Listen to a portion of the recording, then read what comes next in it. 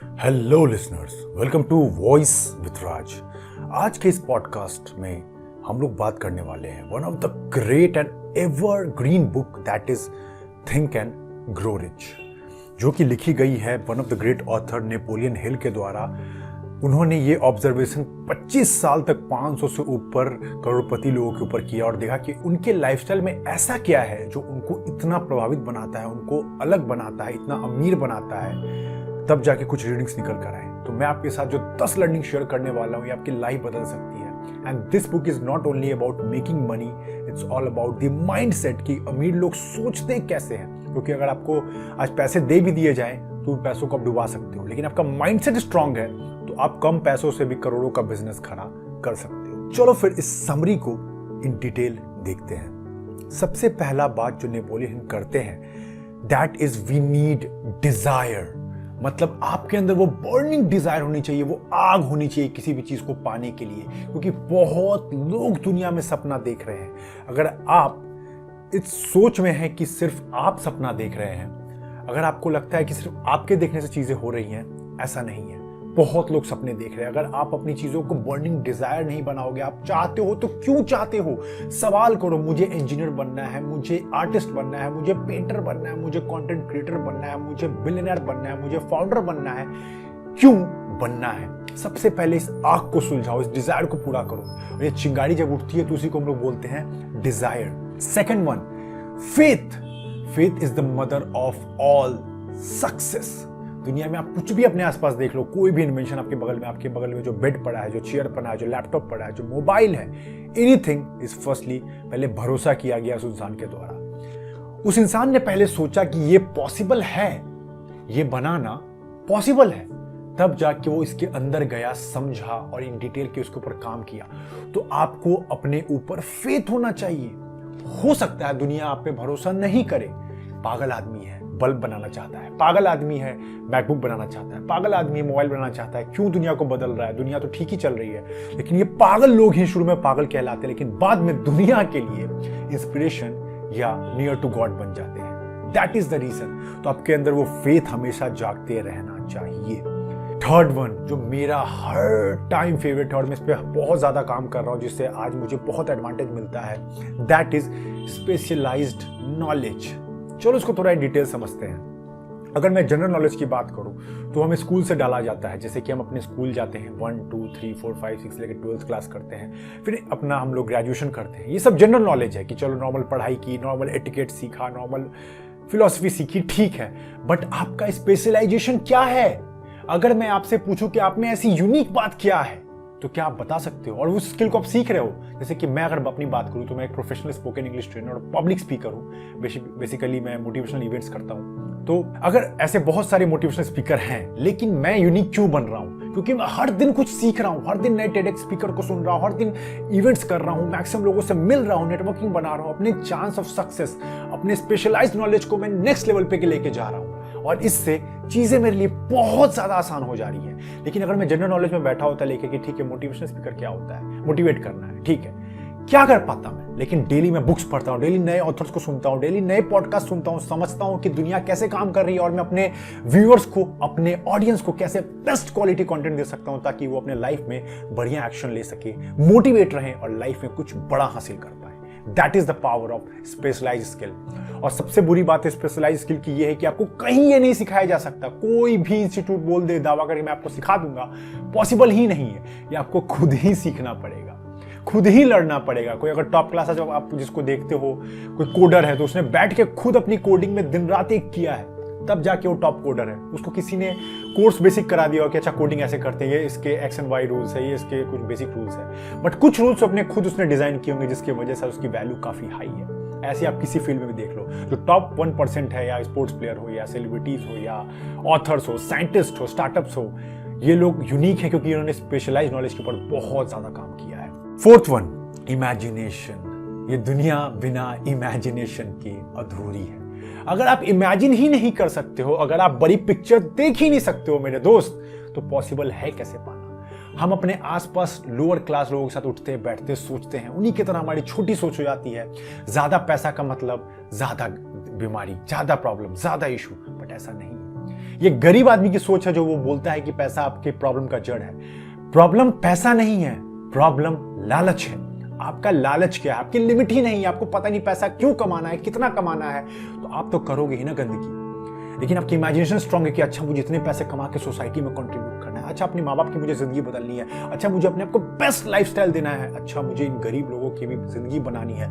तो आपका vision clear है, आपको दिख रहा है कि मेरा इमेजिनेशन कितना स्ट्रांग है, तो आप पर्पसफुली काम करोगे, समझोगे कि मेरी चीजें क्या है, मेरा कॉलिंग क्या है, और इस तरह इमेजिनेशन होती है। और इमेजिनेशन करने के लिए मेरे दोस्त अच्छे लोगों के साथ उठना जरूरी है, जो आज अपनी दुनिया में अच्छा कर रहे हैं, वही आपको अच्छा बनने का सलाह दे सकते हैं।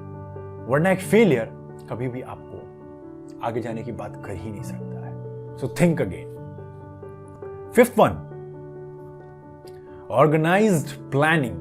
आप एक बहुत अच्छे ड्रीमर हो, आप एक बहुत अच्छा विजन रखते हो, लेकिन आपकी प्लानिंग ऑर्गेनाइज ही नहीं है। आपको आज ख्याल आता है कि मैं बहुत बड़ा एक स्टार्टअप खड़ा कर सकता हूं, अगले दिन आपको लगता है कि मैं पेंटिंग बहुत अच्छा करता हूं, उसके अगले दिन लगता है कि I am what I can say, मैं बहुत अच्छी बातें बनाता हूं, मैं कम्युनिकेशन स्किल्स एक्सपर्ट, जो भी चीजें हैं। ऐसे नहीं होता, आपको प्लानिंग करना होगा। Even in an interview, great captain of Indian team Mahendra Singh Dhoni said that it is important to have short term goals, organized planning। आपको छोटे छोटे गोल्स को पाना पड़ेगा, उस गोल्स पे काम करना पड़ेगा। उन छोटे छोटे गोल्स को पाते ही एक वक्त ऐसा आएगा जब आप लॉन्ग टर्म गोल को इजीली हासिल कर लोगे। लेकिन लोगों के पास विजन बहुत स्ट्रांग है, वो टैलेंटेड भी हैं, मेहनत भी करना चाहते हैं, लेकिन प्लानिंग ऑर्गेनाइज नहीं है। शुरुआत कैसे करूं, कल होके फेल हो गया तो कैसे संभालना है, कल होके चीजें मेरे अकॉर्डिंग नहीं हुई तो मुझे कैसे संभालना है, ये सब में वो फेल हो जाते हैं। And here the picture comes of organise planning. हाँ, मेरा पहला स्टेप ये होगा, पहले साल में लोगों से नेटवर्क करूंगा, दूसरे साल में इवेंट करने जाऊंगा, तीसरे साल में इसको मोनेटाइज करूंगा, चौथे साल में सर्विस लोगों को बेचूंगा। एक प्रॉपर सीक्वेंस प्लानिंग में आपको चलना पड़ेगा। That is why to make money, to have thinking and grow rich, you need to have organise planning. Sixth one, ये आपको जल्दी से जल्दी सीखना चाहिए, और इसके लिए मैंने अपने रील्स में हर बार बात की है, दैट इज डिसीजन मेकिंग। आज के फास्ट मूविंग वर्ल्ड में हम हर सेकंड डिसीजन ले रहे हैं। आप इमेजिन करो, आप बेड से उठते हो, जब तक आप बेड पे नहीं जाते रात में, तब तक आप डिसीजन हर वक्त ले रहे हो। मुझे क्या पहनना है, मुझे किस लोगों से मिलना है, मुझे कौन सा कोर्स खरीदना है, मुझे किस कंपनी में अप्लाई करना है, मुझे पढ़ाई कौन सी सब्जेक्ट करनी है, सब कुछ आप डिसीजन पे ही ले रहे हो। लेकिन अगर आप डिसीजन लेने में स्लो हो, आप सोचते हो कि मैं 10 लोगों से पूछ लूं, मम्मी से पूछ लेता हूं, पापा से पूछ लेता हूं, अपने बॉयफ्रेंड से पूछ लेता हूं, गर्लफ्रेंड से पूछ लेता हूं, तो अपना समय आप किल कर रहे हो। और मैं आपको एक आज गोल्डन रूल सिखा देता हूं डिसीजन लेने का। याद रखना, अगर दिन में आप 100 डिसीजंस ले रहे हो, तो उसमें से 95 डिसीजन जो आपके होंगे वो बिल्कुल वर्थलेस होने वाले हैं। जैसे कि मुझे क्या पहनना है, इस पे ज्यादा थॉट मत दो, तुरंत लो, ठीक है आज के लिए नेवी ब्लू ठीक है, मैं ये पहन लेता हूं। 5% decisions are the major decisions. These are the decisions regarding to your family, your relationships, your work, your career। इन सब पे थॉट देना है, बैठना है, इन सब में हड़बड़ाना नहीं है। इन सब में you have to sit with yourself, analyze कि मैं क्या अपने लिए बेस्ट कर सकता हूं। लेकिन rest of the decisions are not worth it. 95 decisions को फटाफट लेने की आदत डाले, ठीक है मुझे लेना है नहीं लेना है, मिलना है नहीं मिलना है, करना है नहीं करना है, इस तरह का स्पीड चाहिए। और जब मनी बनाने की बात होती है तो नेपोलियन हिल कहते हैं कि आपको बहुत एक्यूरेटली सोचना पड़ेगा। अगर आप नहीं सोचोगे उस तरह से, आप बहुत फंसाते हो, ऐसा डील करूं कि नहीं करूं, मिलने जाऊं कि नहीं, नेटवर्किंग करूं कि नहीं, फायदा होगा कि नहीं, तो आप बहुत कंफ्यूज हो और डिसीजन मेकिंग काफी आप स्लो करोगे। तो work on it. Point number 7, that is persistence. यहां पे तो बड़े बड़े हस्तियों ने घुटना टेक दिया है। आप शुरू में बहुत एक्साइटेड होते हो, मैं ये करना चाहता हूं, मुझे ये आइडिया बहुत अच्छा लग रहा है, मैं तो इसमें तबाही कर दूंगा। लेकिन जहां एक फेलियर आता है, जहां पहला लॉस देखते हो, जहां देखते हो प्रोडक्ट नहीं बेच पा रहे हो, जहां देख रहे हो पहला काम नहीं हो पा रहा, जहां देख रहे हो जॉब में फेल हो रहे हो, ये सब खराब है, मुझे ये सब नहीं करना, मैं इसके लिए तो बना ही नहीं हूं। लेकिन यहीं पे आपका परसिस्टेंस पिक्चर में आता है। आपका ग्राफ कभी भी स्ट्रेट लाइन हो ही नहीं सकता है, इट इज नॉट पॉसिबल। आपकी ग्राफ कभी ऊपर जाएगी, कभी नीचे जाएगी, कभी बहुत बुरा वक्त देखने वाले हो, कभी लगेगा कि wow I am at the top of the moon. बहुत चीजें होने वाली है। बिजनेस का मतलब ही है, लाइफ का मतलब ही है रिस्क, ऊपर नीचे, और इसी को परसिस्टेंस कहते हैं। और जो हर वक्त में हर समय में बना रहता है उसकी जीत तय है। और इस बात को नेपोलियन हिल जब बाकी लोगों से मिलते हैं तो इस चीज को ऑब्जर्व भी करते हैं। दैट उन 500 लोगों में एक चीज बहुत कॉमन थी कि पैसा बनाने में बहुत सारे वक्त उनके बुरे वक्त गए हैं। जैसे कि उन्होंने अभी तक अगर 50 साल जिया है तो उन्होंने 30 साल बहुत स्ट्रगल का देखा है, 20 साल अच्छा वक्त कमाया है। तो लेकिन 30 साल वो लोग परसिस्टेंट रहे, बुरा वक्त था, हार नहीं माने, कुछ नहीं हो रहा है, कुछ नहीं काम कर रहा है, उनको उम्मीद खोने का मन कर रहा था, लेकिन स्टिल एक रे ऑफ होप उनके अंदर जिंदा थी, मैं कर सकता हूं, और आज उन्होंने किया। Point number 8, the most powerful, ये मैंने रिसेंटली सीखा, बट ये थोड़ा सा कंट्रोवर्शियल टॉपिक भी है, बट आपको समझना चाहिए, the mystery of sex transmutation. जब भी हम सेक्स की बात करते हैं, हमारे अंदर से boy girl, negative thoughts, porn videos, यही सब हमारे दिमाग में आ जाते हैं। गंदगी, बेसिकली हम एक टैबू मानते हैं सेक्स को अपने सोसाइटी में, और किसी मेल को इस तरह देखा जाता है कि मेल तो ज़्यादातर वही होते हैं, सेक्सिस्ट होते हैं, बहुत ज़्यादा लड़कियों के पीछे, बस सेक्स के पीछे पड़े रहते हैं। बट अगर मेल, इसमें नेपोलियन कह रहे हैं कि सेक्स, या जो आप कह लो मेल हार्मोन टेस्टोस्टेरोन जो है, एक सुपर पावर है।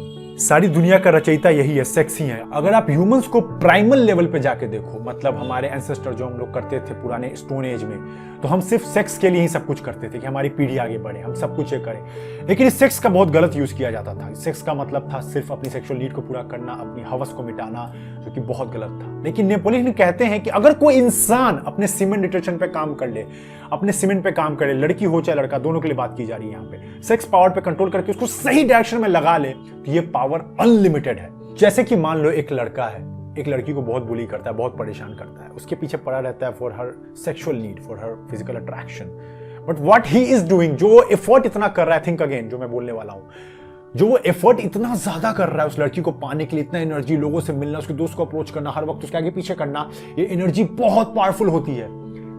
वो पाने की इच्छा होती है अपने अपोजिट जेंडर को, लेकिन इस एनर्जी को डाइवर्ट करता है कि मुझे अपनी बिजनेस बनाना है, मुझे टॉप क्लास जॉब निकालना है, मुझे अपने स्टडी में नंबर 1 हासिल करना है। तो क्या वो टॉप बनने से उसको कोई रोक सकता है? Think again. इसीलिए बोला जाता है sex power is the ultimate power, लेकिन लोग इसका गलत यूज कर रहे हैं, इसको गलत डायरेक्शन में डाल रहे हैं। लेकिन इसको अगर सही डायरेक्शन में डाल दिया गया, जैसे कि एंड्रयू कार्नेगी थे, जैसे कि महात्मा गांधी थे, जैसे कि अब्राहम लिंकन थे, जैसे कि सॉक्रेट्स थे, जैसे कि सार्ट्रे थे, ग्रेट फिलोसफर्स, ग्रेट अचीवर्स, उन्होंने सीमेन रिटेंशन पे काम किया और सेक्स ट्रांसम्यूटेशन को एक नया डायरेक्शन दिया, जिससे आज वो हिस्ट्री के पन्नों में हमेशा के लिए कायम है। Point number 9, the power of subconscious mind.